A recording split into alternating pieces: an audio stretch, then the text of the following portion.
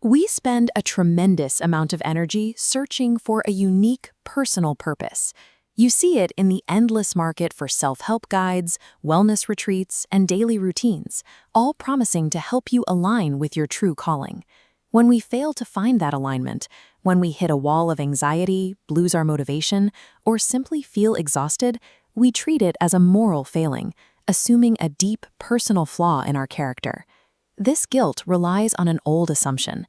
In the 17th century, thinkers like René Descartes popularized the idea that a human being is a physical vessel piloted by a divine, rational soul. The body is the hardware, and the soul is the sacred operator sitting in the control room. Expecting this inner pilot to constantly generate profound meaning creates a standard of continuous spiritual fulfillment. You are demanding that your daily routine satisfy a divine entity. Humans cannot actually sustain that level of constant spiritual engagement. The emotional distress labeled as burnout or aimlessness is a misdiagnosis of what humans actually are. In 1651, the philosopher Thomas Hobbes published Leviathan. He looked at the prevailing assumption of the rational, divine pilot and stated plainly it doesn't exist. This animated diagram illustrates Hobbes's core thesis. You are not a spirit trapped inside a vessel. You are solely a complex biological machine, driven entirely by physical momentum. Hobbes stripped away the entire spiritual journey. Under his framework, your daily experience is reduced to a predictable series of physical chain reactions, no different from the inner workings of a clock.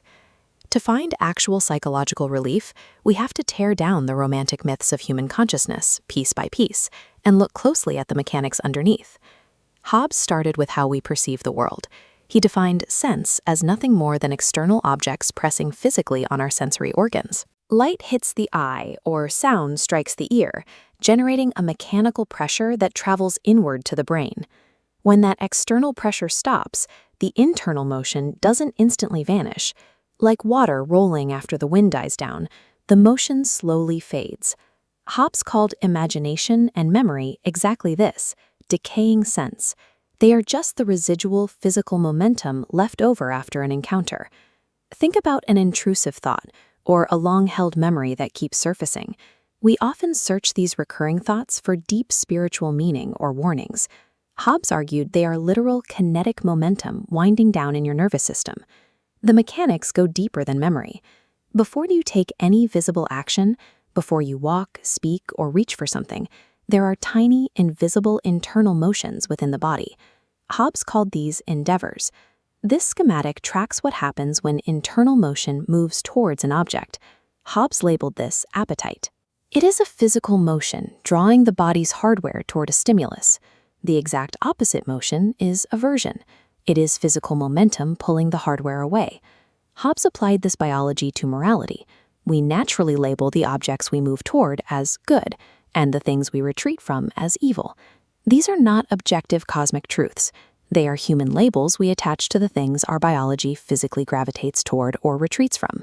The crushing emotional guilt we feel about our desires or our distastes is often a misinterpretation of basic biological attraction and repulsion. This brings us to the ultimate romantic concept, free will. Humans experience genuine agony when deliberating over major life choices, weighing the moral balance of every option. This animated diagram illustrates Hobbes's definition of deliberation. You are looking at alternating waves of appetite and aversion physically clashing. The will is simply the final physical appetite or aversion that survives right before an action is taken. Agonizing over making the perfect choice generates unnecessary suffering. Choice is ultimately a mathematical result of biological momentum. Let's return to those modern anxieties. You wake up feeling unmotivated, deeply anxious, or completely lost. This stylized blueprint visualizes the Hobbesian reframing.